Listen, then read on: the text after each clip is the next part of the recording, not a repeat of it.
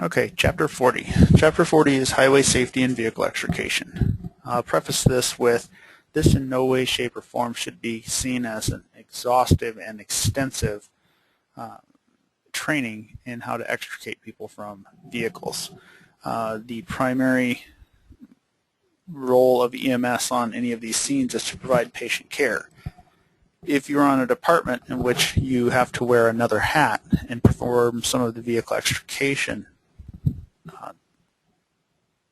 tasks and duties, you will need to take additional education in how to do that. Simply the amount of time that we have in an EMT class does not make for nearly enough time for us to completely and comprehensively cover that topic. So this is really more of a brief introduction to it, so you kind of will understand what is potentially going on in the vehicle extrication area. Of course, you have a couple of objectives for this chapter found on 1037 and 1038.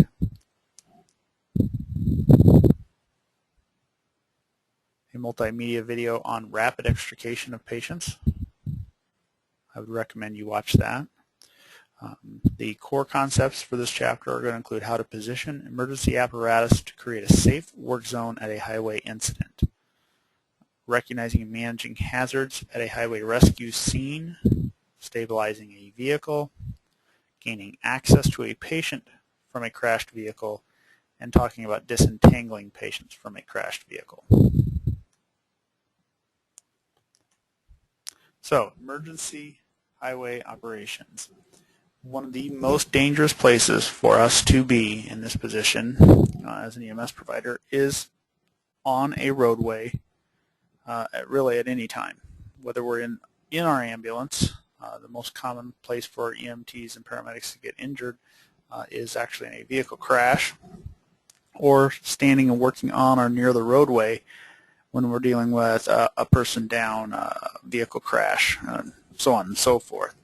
So to be in the area where people are often A, not paying attention to what they're supposed to be doing, which is driving, and B, being distracted by whatever it is in the heck that EMS is doing on the side of the road, tends to get the looky-loos and the rubberneckers a bit distracted, and sometimes we're the victims of that.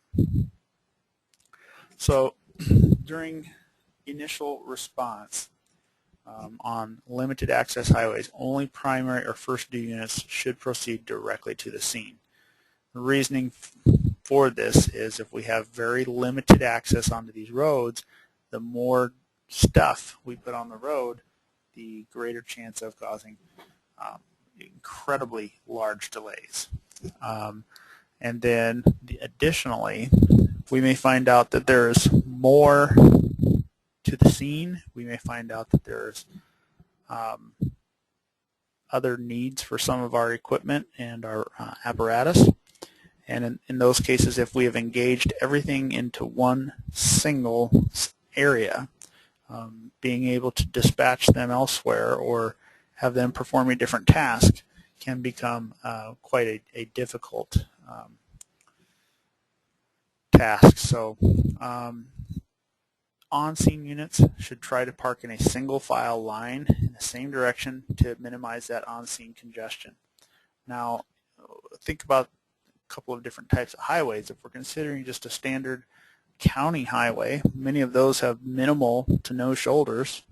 State highways generally have at least some sort of a shoulder, and then finally there is like interstate highways and freeways, which we have fairly considerable shoulders, but you also have to take into account the volume of traffic that it handles. So if we have lots of trucks on there on a smaller highway, we have proportionately generally pretty close to the same amount of traffic that we would be dealing with on a larger one. So parking in a single file line allows for easy access and easy egress, so we can get out of there should we need to transport the patient.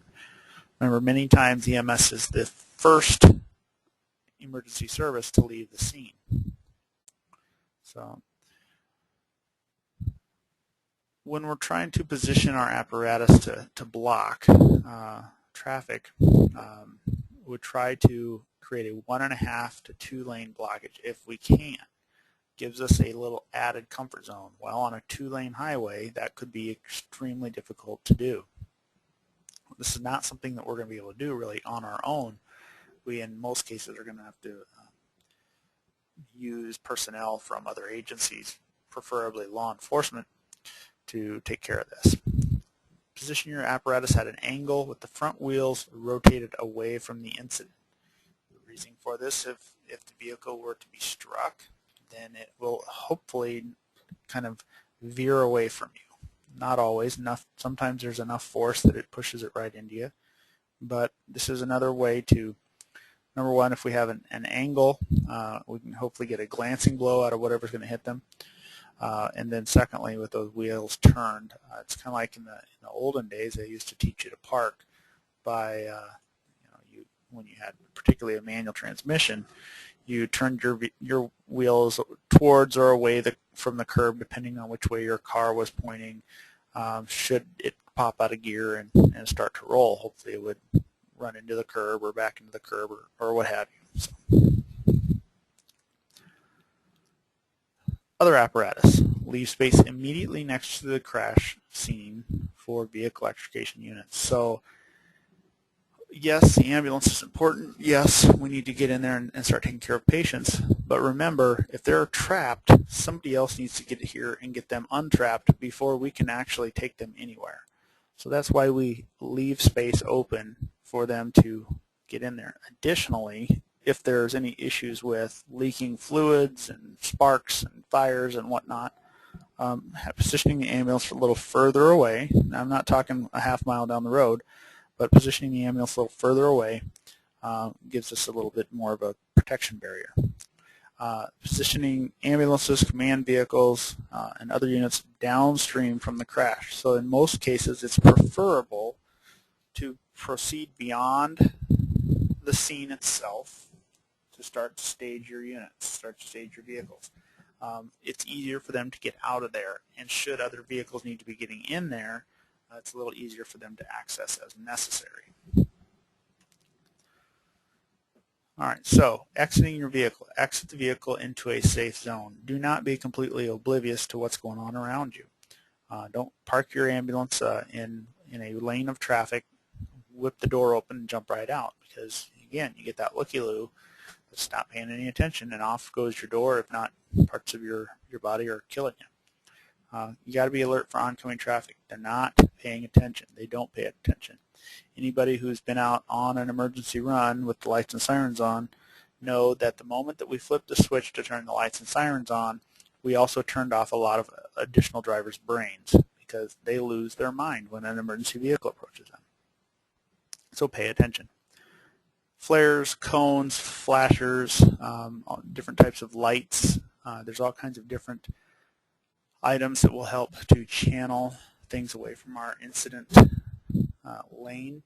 You can see a good example of this illustrated on 1040 in your text, where they've set up kind of an angled system here with cones to keep traffic veered away, hopefully, from our on-scene.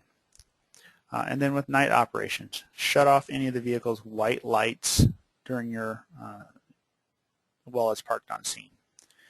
So headlights should go off, particularly high beam headlights. You don't need the white flashing middle lights, and usually your light bar or your ambulances are, if they fall into spec, by spec are supposed to have a flashing white light in the middle of the front of the truck, so above the middle of the cab basically. Shut those off. The white light is too heavy and too strong, and it's going to cause people to lose some of their night vision. The blues and the reds are not as hard on that, nor the ambers, but turning off those white lights, particularly those that are pointed in the directions of traffic, will increase your safety as well. You can also see that this guy has on his ANSI Class 2 vest, which is a requirement anytime we're working on a public roadway, you have to have a safety vest on, and there are very specific requirements for this vest. And almost all the departments have them these days, but there's a very specific standard for what these have to have. They have to be certain colors. They have to have certain amounts of reflective striping in various directions. So just going and grabbing any old quasi-reflective or yellow-orange vest is potentially not going to be enough. It goes back to your think about it question. All right, so to talk a little bit about vehicle safety. I'm sorry, vehicle extrication. Here you're seeing, obviously they're doing this in practice, so they've flapped a roof here. They've cut the window out of the car behind it over there.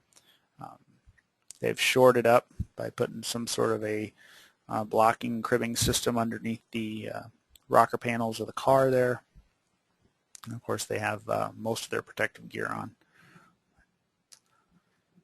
So our phases of extrication are going to include a couple of things. Number one, preparing for the rescue, sizing up the scene, recognizing and managing hazards, stabilizing the vehicle prior to entering, and finally gaining access to the patient. Once we access the patient, then we're going to provide the primary patient assessment and rapid trauma exam. We'll do what we can to disentangle them or kind of unwrap them from around the car, or more likely the car from around them. Immobilize and then extricate the patient from the vehicle. Continue your assessment, patient care, transport, and then terminating the rescue. So we go back again to the ANSI safety vest. ANSI safety vest should be part of your preparing for the rescue. Now, a lot of bunker coats that fire officials and firefighters will wear kind of have this built into them. Law enforcement officers are supposed to wear these as well. Occasionally they do not. But the safety vest is a proven effective method of making sure that the visibility is there for you to be recognized. All right, so our protective gear. As we're preparing for the rescue, we got to get our protective gear ready to go. And that protective gear is going to include helmets. It's going to include things such as eye protection, hand protection, body protection. Depends on what your role is and how much you're doing. Obviously, if we are EMS providers solely provided patient care, we don't need as strong of equipment, as heavy of equipment, but we need to be aware that it isn't safe to be climbing into cars when they're cutting them open. So if we have the opportunity to get some bunker gear for our service, that might not be a bad idea. Simply to provide extra protection to the people that are in the car. Does everybody on scene need to have all of this equipment on? No, but if you're directly involved with the extrication or the patient care in the immediate vicinity, you really, really should. It is dangerous. I've been hurt on extrication scenes before, many times just minor stuff like cuts and nicks, but it's a dangerous place to be. We have to manage traffic, of course. This is also kind of discussing our scene hazards and managing them. So flares for traffic control. Flares are kind of falling out of favor mainly because they're a fire hazard. When we're on the scene of a car crash and we have fluids spilling out of our vehicle, potentially gasoline, fire is not probably a good idea. A lot of places are going to kind of a battery flasher system, battery powered system, so it's safer. The downside is, of course, you have to contend with the batteries, where with most of your flares you just have to be able to strike it and you're good to go. So supplemental restraint systems, or airbags. Airbags, these are designed to inflate upon impact and dissipate that kinetic energy and minimize the trauma of the body. So how does this system work? If you've never seen or been in a vehicle that's had the airbags deploy, they're only inflated momentarily. I mean split second is how long they're inflated. Just long enough to kind of create a barrier between you and other parts of the vehicle. And then they deflate. They have large holes in them, like quarter-size holes in them, so that helps them to deflate.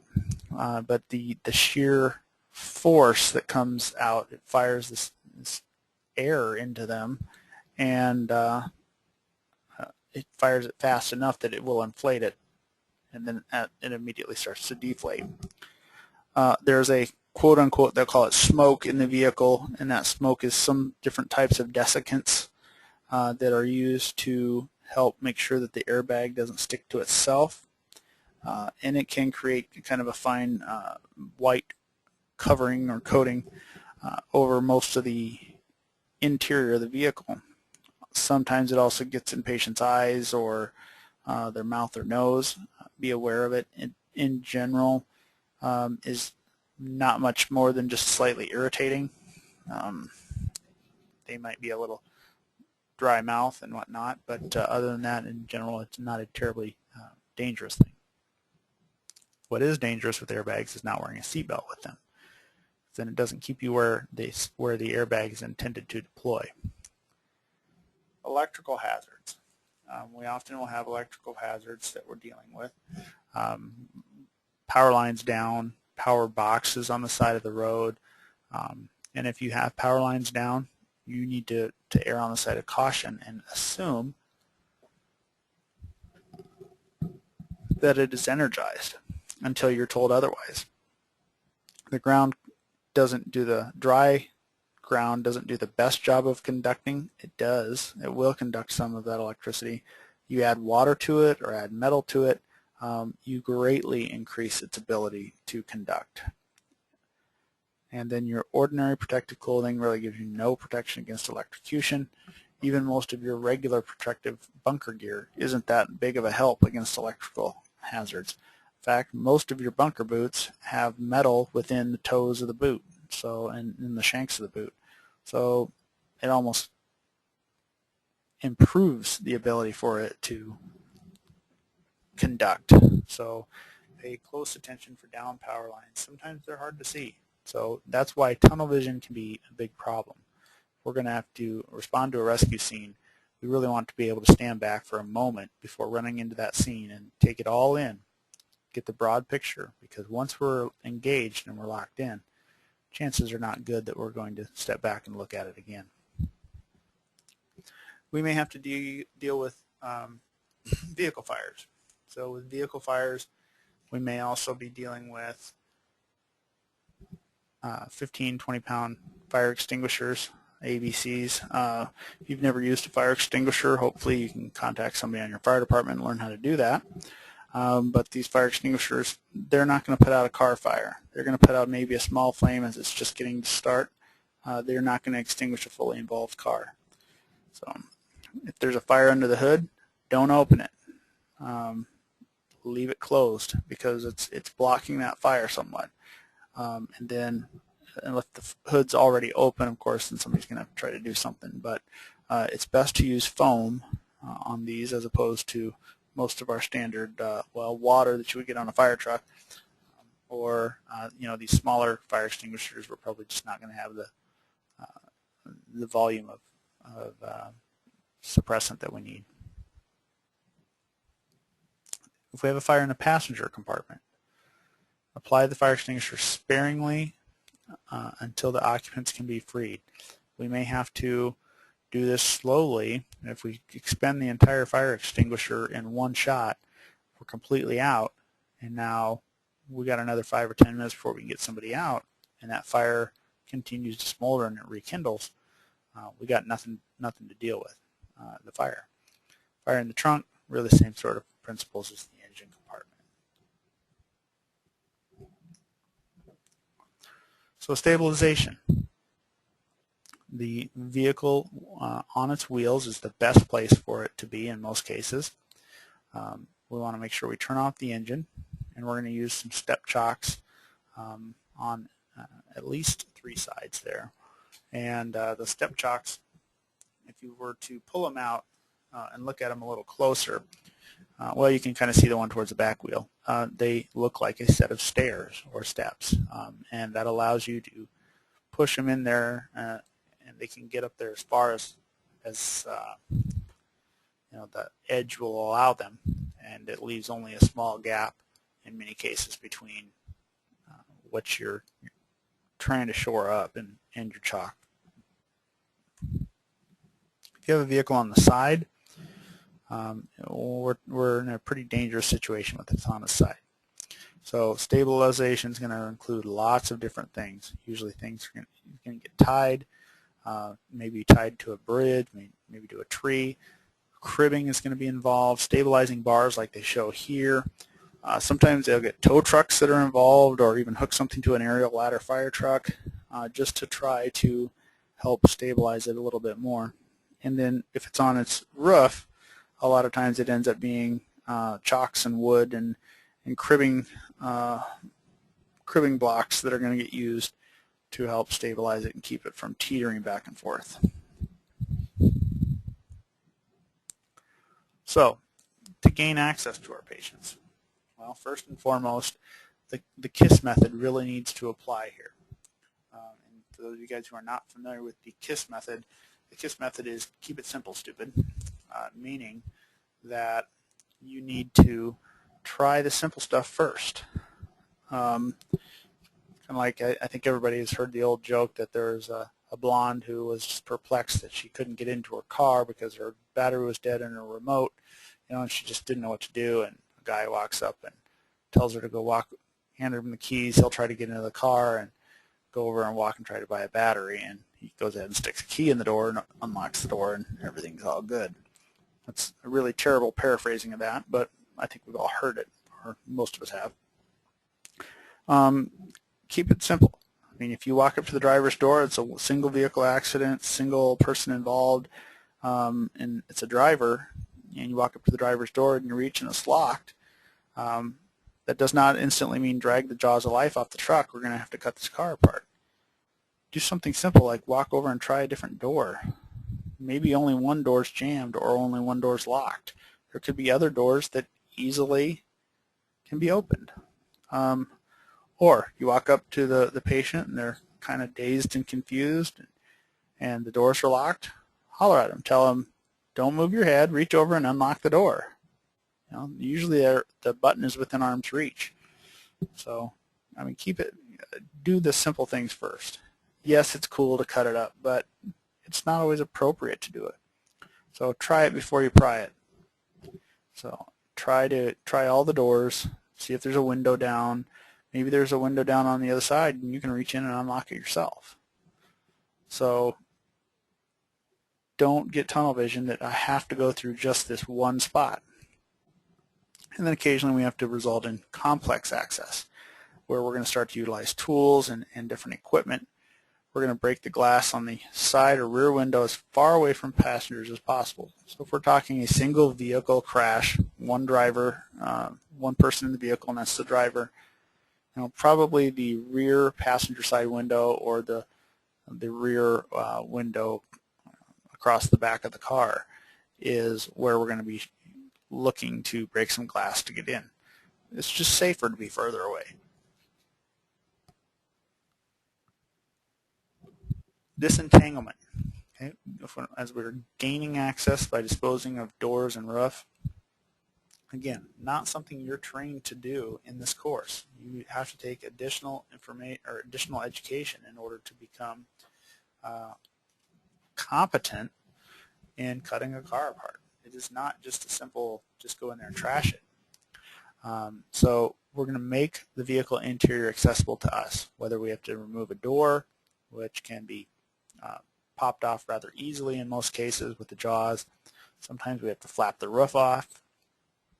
We have to pull a dash or spread a dash up off the floor of the vehicle. It can become quite complex. And sometimes it's just simply to provide some fresh air and cool a heated patient just to get in there. So it might be popping a window with a window punch or even reaching in and rolling a window down. We're going to disentangle occupants by displacing the front end. In most cases, when people are tangled up in a car, it's because they're tangled up with something in the floorboard of the front of the vehicle. Their feet are caught up in the pedals, the dash kind of crushed down on over their legs, and in many cases, disentanglement does take some time. You might have to use things like cutters and spreaders, jacks, saws. Anymore, many of the extrication tools are starting to become battery powered, which is cutting down a lot of the amount of hand tools that we have to use and carry. 2 or 3 decades ago, most of the tools that you use for extrication were manual tools. So you had jacks, we had things called porta-powers, which was a spreader, jaws of life spreader, that required you to pump it in order to get it to work. You maybe could hook it up to an air bottle, but there are all kinds of different types of these devices out there, and they don't all work the same. So do not cut the steering column or the airbag wiring, because it can cause it to fire unexpectedly. People these days, when they're learning about auto extrication, are having to learn a lot more, because we have included a lot more safety stuff into vehicles, and it's made vehicles safer unless we have to cut somebody out of them, and then it makes them a little bit more dangerous for us. It's not only dangerous for us, it's also dangerous for the patient. But all right, there is your video on rapid extrication. All right, in review, highway operations, high-risk scenes. Scene size up is going to always remain a huge priority because of the safety factor, and you got to remember to protect yourself. There's airbags, bumpers, sharp metal, other people. Maybe they crashed through a fence and now there's animals that are loose.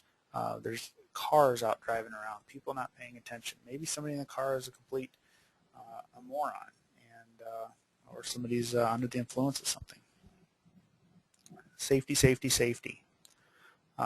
Keep it simple when you're attempting to access patients, and then protect your patient during the extrication process. So that means drag things like heavy tarps or blankets into the vehicle with you while you're in there with the patient. You may be sitting next to the patient in the front seat. You have some protective gear on. You've drug maybe a helmet, maybe some tarps in there, and you're underneath this tarp with this patient, assuring them that it's going to be okay, doing what assessment you can, treating what you can do at the time, and then really being the voice of reassurance, because they're going to be scared to death. All this noise, all this going on, they're already hurt, so it's a big deal. Highway response is a huge safety hazard for us, so planning is critical. Responding units need to responding units should evaluate the need for further units, and then do some blocking, some deflecting to keep people away from the zones that we're working in. And then, and when possible, park vehicles beyond the scene itself in order to give quicker egress. Vehicle extrication requires specialized training and resources. We do not get that. That is a different hat that people wear when they're in public safety. Determining extrication resources needed and the patient extrication priority through scene size up. In most cases, if I'm on a scene and I need a certain patient out first, I go up to the fire officer in charge and say, here's the deal. Here's the most critical one, the one we need to get out and get going first is in this spot here. I don't care how you do it, get them out. And it's kind of a unified command that way. I'm taking care of the medical side of it, he's taking care of the rescue side of it. Rescue really is the process of you know, disentangling somebody, moving somebody to an area of safety. Rescue itself doesn't specifically pertain to the medicine side of things. Extrication it just plain does pose a lot of threats. We have to be forever on guard. And then gaining access to patients frequently requires mechanical and technological assistance. Start simple, move yourself up as things start to fail. Things to ask when you're on a scene: what's best for my unit? So how many people can I take? What's the best place to park it? Where can we go to? What's our best route of egress? Where should I park? And does the vehicle need to be stabilized? So the vehicle that you're coming up to, do you need to stabilize that? Is there something more you can do? In many cases, we're not the first ones there, but occasionally we are. So it's something to definitely keep in mind. So your critical thinking question, you're on a highway crash that you're dispatched to as a 7-car pileup. Your unit is first on scene, and what are the steps that are required? What steps are required that are different from those from a crash involving one car striking a tree?